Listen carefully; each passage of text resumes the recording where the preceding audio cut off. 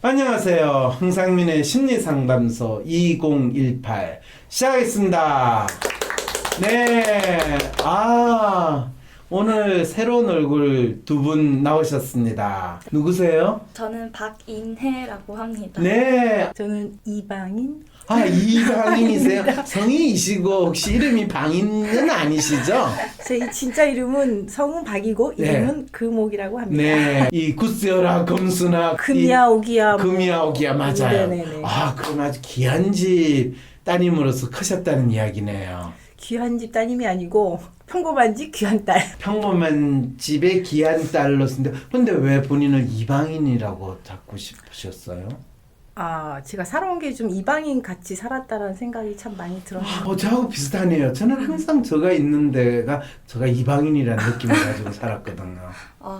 아니 한국에 이렇게 오래 사셔도 그런 생각을 하시는구나. 저는 외국에 오래 살다 보니. 외국에 어디에 오래 살았는데? 저는 아르헨티나에서 아르헨티나 27년. 탱고.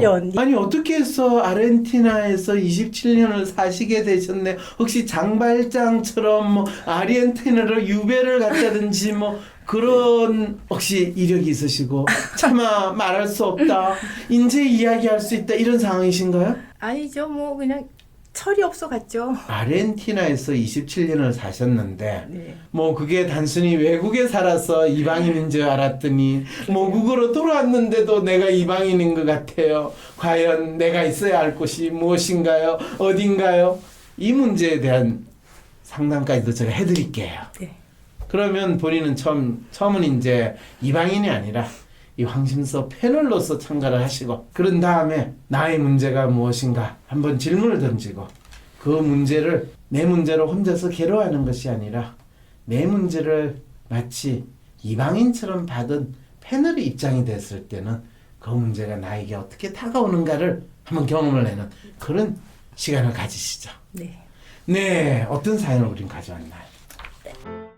안녕하세요. 황심소 가족 여러분들. 우울한 감정, 가정불화, 부모님의 결혼 반대, 진로 고민 등의 쓰나미를 한 번에 겪다 보니 어쩔 줄 몰라 지푸라기라도 붙잡고 싶은 심정에 심리상담도 받아보고 서점에 찾아가 심리서적도 훑어보다가 결국엔 유튜브에 올라온 황심소 동영상을 보고 묵혀있던 뭔가가 뻥 뚫린 것처럼 느껴졌습니다. 저와 비슷한 사연을 들을 때면 진짜 저거 내 얘기다. 맞아. 근데 나도 같은 상황인 걸까? 싶다가도 의심과 생각이 많아지더라고요. 그래서 속 시원하면서도 현실적인 조언 얻고자 상담 신청합니다. 우선 저는 해결해야 할 문제들이 여러 가지 있습니다. 그 중에서도 가장 중점되는 진로와 결혼 문제. 이 두 마리 토끼를 한꺼번에 잡고 싶습니다. 한꺼번이 불가능하다면 순차적으로라도 해결하고 싶은 마음이에요. 첫 번째로 저는 금융권에서 일하다 4개월 전 퇴사하고 제가 진정으로 좋아하고 원하는 직업을 찾아 새롭게 도전해보려고 합니다. 저는 대학교 1학년 때 패션 머천다이징을 전공했습니다. 입시 준비로 패션 관련 전공을 하고 싶었지만 스케치 재능은 미흡하다 판단해 머천다이징을 선택했고 그 길로 진학했죠.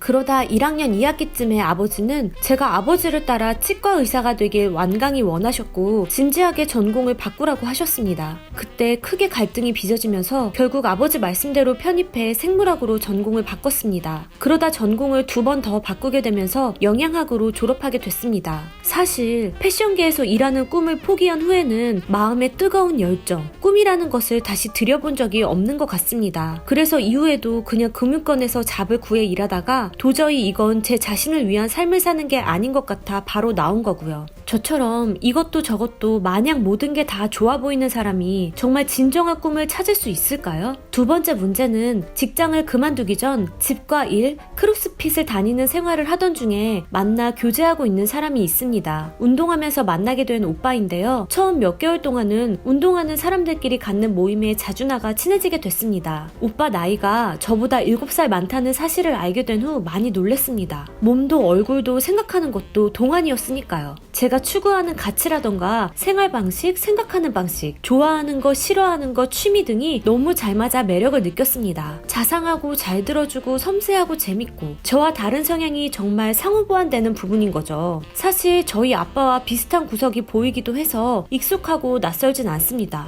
이렇게 1년 반 넘게 교제를 하고 있고 작년에 프로포즈까지 받아 제가 흔쾌히 승낙한 상태입니다. 이제 결혼을 준비하고자 부모님한테 남자친구에 대해 말씀드렸더니 정말 정말 완강히 반대하시더라고요. 아빠는 나이가 너무 많다. 너는 남자를 모른다. 너가 고생한다. 절대 안 된다. 부모가 반대하는 결혼을 하면 너는 나중에 불행해진다. 내 주변에 부모가 반대하는 결혼을 해서 불행해하는 커플을 너무 많이 봤다. 라고 계속 주장하시고 어머니는 오빠의 이름은 물어보지도 않으시고 그저 학력과 나이만 듣고 절대 안 된다라고 하십니다. 제가 오빠의 장점에 대해서 얘기하면 합리화하지 마라. 너가 걔한테 아주 홀렸구나 라며 들으시려고 하지도 않으시는데 너무 답답하기만 합니다. 가끔 어머니는 정말 귀에 담기 어려운 말까지 하시면서 헤어지라고 하시는데 이럴 때 보면 저의 선택이라든지 생각이 거절당하고 철저히 무시당하는 것 같이 느껴져 너무 괴롭습니다. 저희 부모님은 두 분 다 고집이 세시고 고학력자이시다 보니 제가 두 분의 레벨을 뛰어넘을 수 있을까? 이런 생각에 잠기다 보면 너무 우울해지고 가슴이 무너지는 거 있죠? 제가 과연 부모님을 잘 설득할 수 있을까요? 라고 물어보면서도 이렇게 직장도 제대로 못 구하고 있는 제가 부모님을 설득시켜 결혼을 먼저 하는 게 현실 도피처럼 보여질까봐 두려운 것도 있습니다. 저는 결혼을 통해 성장하고 싶고 인생의 동기부여가 될 것이라고 믿고 또 자신 있는데 이것조차도 합리화시키고자 하는 마음일까요? 어디서부터 어떻게 마음을 잡고 헤쳐나가야 할지 모르겠습니다. 도와주세요.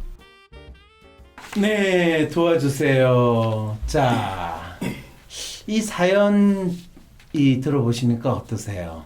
이 이방인께서는 여러 생각이 스쳐 지나지 않으세요? 저는 부모님 반대하셨거든요. 부모님 그때는 뭐라고 반대를 하셨어요? 가게 되면 너무 갑자기 하게 되시니까 너무 준비가 안 된 상태라 반대하시는데 결혼은 내가 하는 건데 왜 반대를 하지? 그리고 할 거야? 그래서 결혼하고 지내시면서 부모님 말씀 안 듣고 내가 결혼한 걸 잘했다고 생각이 드세요? 아니 그 생각보다 자식 키우는 게 별 소용이 없구나. 다 키워놓으면 지 잘난 맛에 나처럼. 네. 근데 왜 질문엔 답을 안 하고 자식 키워놔도 다 피하고 싶은 소용이 거죠. 그렇죠. 근데 이분 같은 경우에 이분 우리 진짜 이 고민 지금 첫 번째 고민은 본인이 진정으로 좋아하고 원하는 직업을 찾아 새롭게 도전해보고 싶다라고 이야기하거든요. 이게 본인이 지금 뭘 해야 될지를 모르겠고 또 지금 뭘 시작을 해도 그거를 본인이 잘 끝을 내지 못하고 있고 하는 상황을 아주 피하면서 멋있게 표현하고 싶은 하는 이야기라는 거는 아시죠? 네. 그래서 이분은 진정으로 좋아하고 원하는 직업 있을까요? 없을까요? 마냥 다 좋아 보인다고 말씀하신 게 그렇죠. 네. 없다는 거예요. 그렇죠. 그리고 이분이 지금 진정으로 좋아하고 원하는 직업 지금 딱 하나 생겼어요. 결혼. 예. 오빠랑 결혼하는 거예요. 근데 그 진정으로 좋아하고 원하는 직업에서 지금 부모님이 그 직업을 하는 거에 대해서 반대하시고. 예, 반대를 해요. 원하지 않는다. 본인이 처음에 뭐 마케팅 운운한다고 머천다이징 뭐 이거 한다고 하는데 너 웬만하면 전공 바꿔가지고 아빠처럼 비슷한 직업을 해라. 그거는 웬만하면 아빠처럼 비슷한 결혼 생활을 해라 라는 이야기하고 똑같은 이야기겠죠. 이분 그걸 받아들일까요? 안 받아들일까요? 일단은 아버지랑 같은 성향이 되고 싶지 않아 하는 그런 것도 있죠. 마음도 네. 있고. 그런데 그러면 진짜 이 이방인 분처럼 부모가 뭔 소리를 하든지 간에 나는 결혼해서 그것도 이민을 가겠다. 떠나겠다 이 나라를. 그래서 갑작스럽게 결혼하고 떠나버릴 수도 있잖아요. 근데 이분은 그걸 왜 못할까요? 일단 이미 그 아버지 말씀을 듣고 전공도 한번 바꿨잖아요. 네. 그러나 또 원하는 전공은 따라가지 못했죠. 네. 이렇게 청만한 거네요. 이분의 기본적인 특성은 사실 아버지가 이야기하는 거를 따르기는 하지만 진짜 따르지는 않는 게 이분의 특성이죠. 그죠? 네. 사실 이분이 휴머니스트의 릴레이션 높은 프로파일을 딱 보면서 어쩔 수 없이 듣는 척 하지만은 안 듣는 게 이분의 기본 특성인데 결혼도 그냥 듣는 척 하면서 안 들어버리면 되지 않을까라는 생각도 들거든요. 그럼 그러려면 어떻게 해야 되죠? 안 그런 척 하면서 저질러 뭔가를. 임신했어요. 이렇게 해가지고 저 결혼해야 되겠어요. 이러면 부모님 뭐라 그럴까요? 이 죽이려는 하지만 또 져야죠. 그렇죠. 네. 그리고 본인은 진짜 부모님한테 잘 설득할 수 있을까 이 질문을 하는데 휴머니스트 성향의 분이 누군가를 설득을 한다는 건 저 별로 잘 안 믿거든요. 왜냐하면 휴머니스트 성향에서는 우리가 남이가 함께 하자 뭐 이런 식으로 이야기하지 그 설득이 그렇게까지 설득력 있게 잘 안 다가와요. 네가 왜 부모 말을 안 듣냐? 네가 그렇게 결혼을 하면 너는 내 딸도 아니다.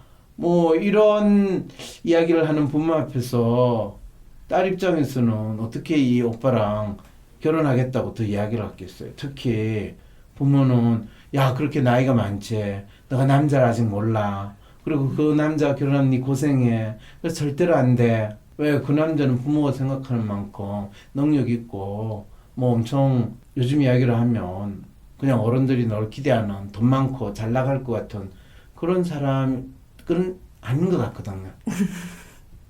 저는 해야 된다고 생각을 하고 했죠. 하고 하셨죠? 네.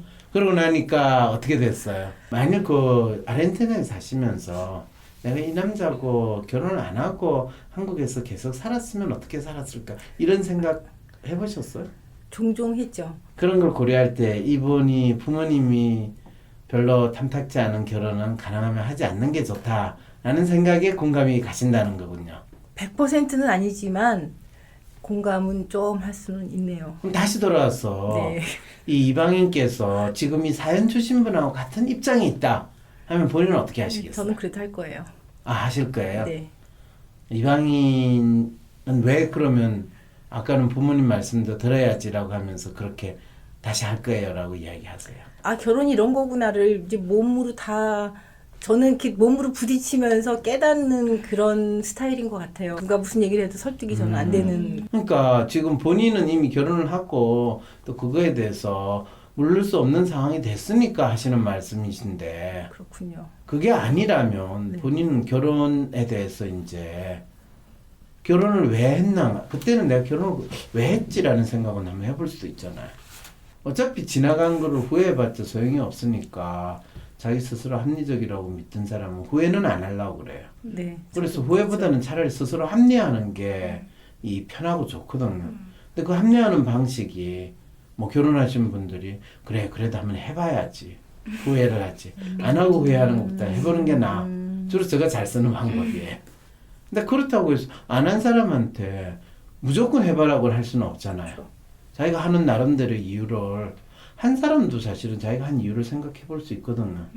근데 저는 제가 결혼을 왜 했는지 분명히 알아요. 왜? 혼자 있기 싫어서. 아, 그리고 어떤 사람하고 같이 오래 있고 싶었어. 그러면 어떤 사람하고 같이 오래 있고 싶으면 계속 오래 있고 싶은 마음이 유지가 될까요, 안 될까요? 그랬을 때 사람들은 내가 이 결혼을 왜 했나라는 생각을 할 수도 있는데 다른 사람들은 처음에 자기가 결혼한 이유를 어떻게 붙이느냐에 따라서 다르겠죠. 그래서 이제 물어보는 거예요. 네, 저도 같은 이유로 결혼을 했네요. 아 그래요? 네. 이 사람하고 같이 있고 싶어서. 네. 그런데 어느 날 같이 있는 게 끔찍하고 내가 미쳤지 그때 왜 그 생각이 났을까 네. 라는 생각도 있고 지금은 옛날에는 어떤 마음이지만 지금 같이 있는 게 힘들다고 느낄 때 네. 차라리 내 혼자 있는 게 낫겠다는 생각이 들 때는 그 결혼에 대해서 다르게 생각이 드는 거죠.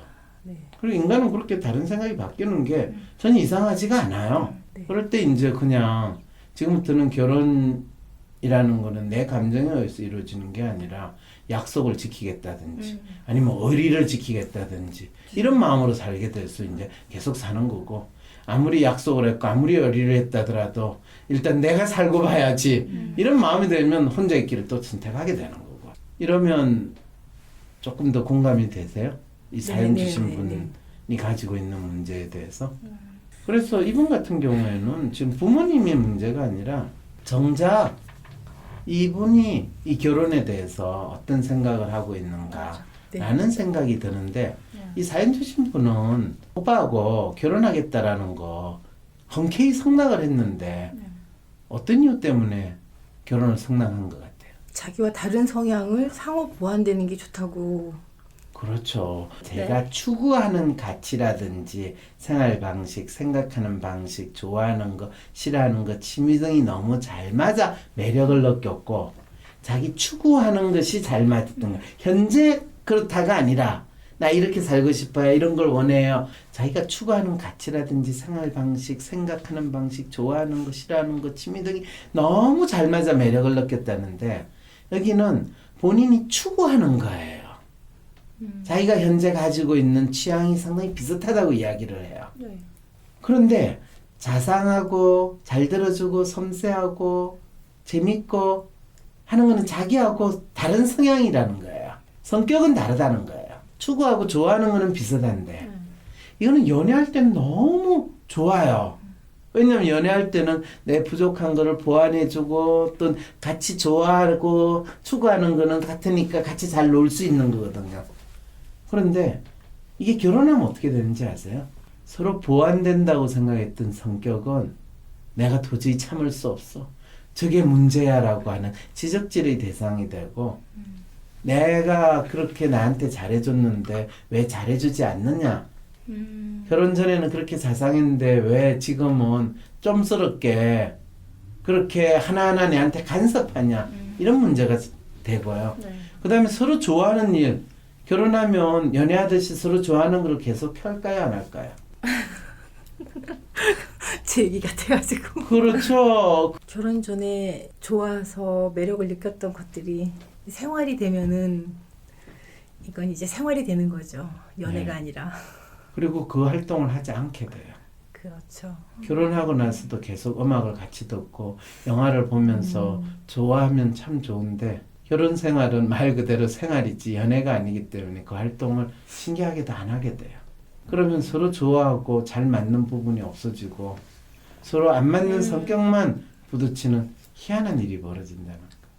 그거를 무릅쓰고 하겠다고 하면 상관이 없는데 그것 때문에 하겠다라고 하면 그거는 하지 말아야 되는 이유가 되는 거죠. 본인 스스로가 결혼의 이유라고 생각하는 것이 결혼을 하지 말아야 되는 이유가 되는 거죠. 그런데 휴머니스트 성향의 릴레이션이 높은 분은 그걸 결코 보지 않으려고 그래요. 나중에 결혼하고 이혼을 할 값에. 이렇게 이야기하니까 본인의 삶에 상당히 관련이 있는 것 같으세요? 네. 그냥 그 뭐 부모의 허락을 받냐. 이건 부모의 허락의 문제가 아니라 본인이 자기 삶에 있어 중요한 결정이라고 남자한테는 그래 우리 결혼하자. 마치 연애할 때 이벤트 하듯이 그거는 받아들였는데 막상 결혼할 상황이 되니까 자기가 그거를 못하겠다 소리는 못하니까 이제 부모 핑계를 대면서 부모가 반대한다라는 이유를 대고 그거를 또 확인받고 싶어서 저한테 사연을 보내온 이 상황이 되는 거죠. 전에도 잠깐 생각을 했었는데 지금 막 생각이 났어요. 네. 제가 그런 생각을 했어요.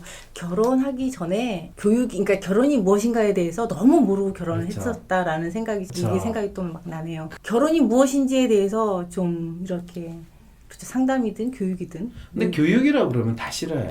네. 진짜 자기 마음을 가장 잘 나타낼 수 있는 또 그게 네. 공감도 되면서 혹시 만에 나 결혼을 해라 마라의 문제가 아니라 결혼을 했을 때는 어떤 상황이 벌어질 것인가를 생각해 볼 수 있는 그런 시간과 네. 상담 네. 시간을 가지면 아니 상담 몇 번 한다고 몇십만 원 몇백만 원 드는 게 아까워요? 결혼 한 번 하면 일단 그날에 당장 날아가는 돈이 몇천만 원인데 근데 이제 눈에 뭐가 씌우면은 참 안 들리더라고요. 안 들려요. 예. 근데 이거는 저는 이분이 결혼을 해도 되고 안 해도 되고 상관이 없다고 생각이 들어요. 그렇죠. 예. 저는 이 오빠하고 결혼을 했으면 좋겠어요. 저는 누구나 젊은 분들은 결혼해야 된다고 생각하거든요.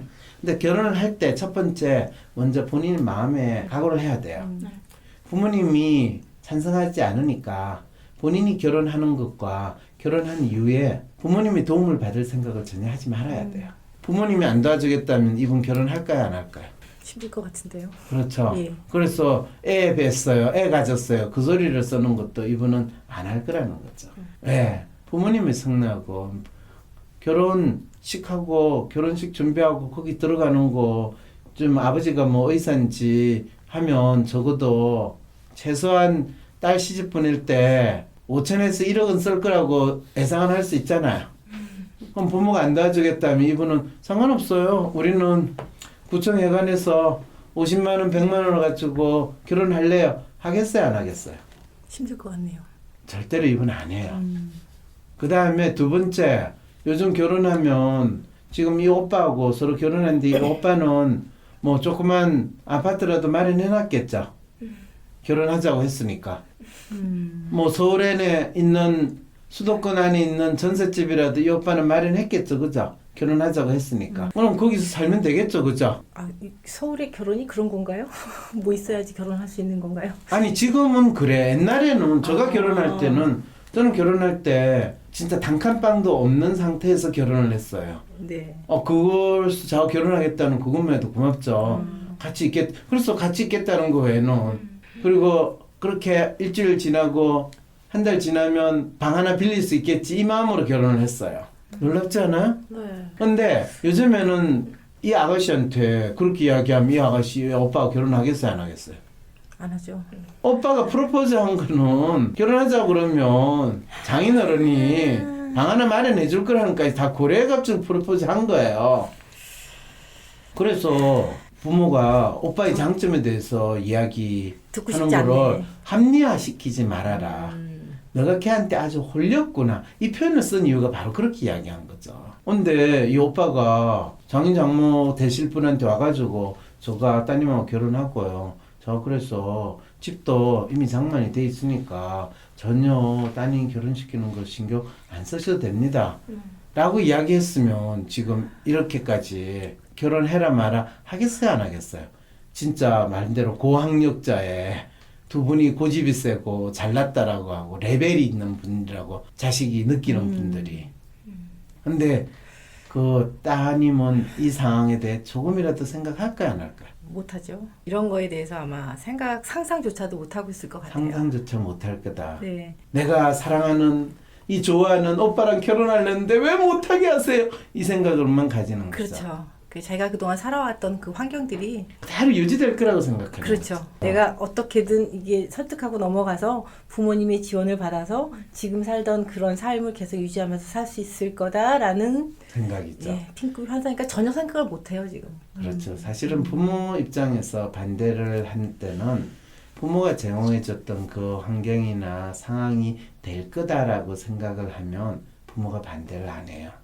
부모는 그 남자가 어떤 사람이다, 어떤 사람이다 이런 걸 떠나서 이 딸이 고생하는 거 싫거든요. 그래서 이분 같은 경우에는 본인이 그것만 생각하고 진짜 오빠 남자친구가 부모님과 관계없이 자기하고 결혼을 하고 또 자기를 진짜 지금까지 살아왔던 생활 수준을 유지해주거나 또는 뭐 당장은 아니더라도 적어도 2, 3년 후 또는 10년 후 해주겠다고 하면 뭐 네. 부모님과 관계없이 그렇죠. 결혼하세요.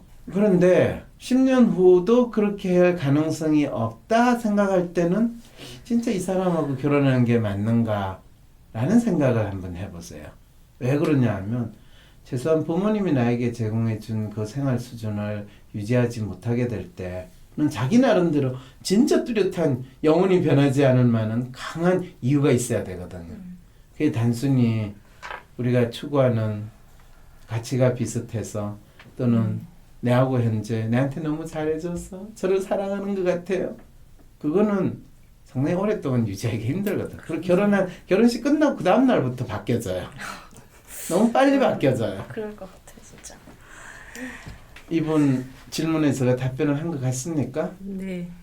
네. 어디서부터 어떻게 마음을 잡고 헤쳐나가야 할지 모르겠습니다. 도와주세요라고 했는데 저 충분히 도와준 것 같습니까? 네. 네. 그래서 오빠랑 결혼하느냐 안 하느냐의 문제가 아니라 내 마음이 어떤 상태에 있고 내가 무엇을 기대하고 있고 또 오빠는 나에게 그 기대를 어떻게 충족시키려고 하는가 그것만 확인하면 돼요. 그럼 이 결정 내리는 건 아주 간단해요. 둘 중에 하나거든. 많은 분들한테도 참 되게 도움되는 말씀이십니다. 아 그래요? 네, 결혼에 대해서 생각하고 있는. 그렇군요. 네, 결혼을 앞두신 분, 결혼에 대해서 막연히 생각하시는 분, 심지어 결혼해서 사시는 분도 내 결혼 생활이 왜 이렇게 내가 생각하고 기대했던 거와 다를까? 이유는 뭔가요? 이렇게 고민하시는 분도 이런 상담 들으면 조금 도움이 되겠죠? 아 정말 이런 상담은 많이 필요하다라는 생각이. 근데 이제 중요한 것은 말씀하신 대로 결혼을 하느냐 안 하느냐의 문제가 아니라 어떻게 출발을 하고 어떤 마음으로 이제 결혼 생활을 유지해가느냐. 그렇죠. 지금 좋아서 이런 게 좋아서 이게 아니라 결혼이란 것이 무엇이고 이런 거를 그렇죠. 좀 알았다. 저도 사실 같은 생각을 결혼 초기에 했었거든요. 어. 성장할 것이다 뭐 이렇게. 성장. 제가 하는 것보다 이제 그 남편이 같이 성장하는 그렇죠. 그런. 맞아요. 근데 이게 얼마나 허황된 꿈이었는지 이 좌절이죠. 그러면 높은 기대에 더 큰 좌절. 좌절 다음에 일어나는 게 공격성이에요. 그럼 자기를 공격하는 게 아니라 남에게. 가치 있는 왜 이렇게 자꾸 찔리죠? 네. 계속 찔리네. 그렇죠. 그래서 본인의 그 삶은 이 아르헨티나에서 살아서 그런 게 아니라 한국에서 살아도 그것이 거의 그대로 재현됐을 거라고 저는 생각이 듭니다. 그래서 제가 이렇게 전투적으로 살았군요. 왜 본인이 이방인이라서 그런 게 아니라고요. 네. 네. 어쨌든 간에 두 분 오늘 나와주셔서 감사합니다. 누구시라고요? 박인혜입니다. 네. 그 다음에 이방인이라고 네. 생각하는 박금옥입니다. 네. 두 분 나와주셔서 감사합니다. 네, 감사합니다. 감사합니다. 반얀트리 호텔과 미슐랭 3스타 레스토랑에서 사용하는 죽장면 댁에서 만나보실 수 있습니다.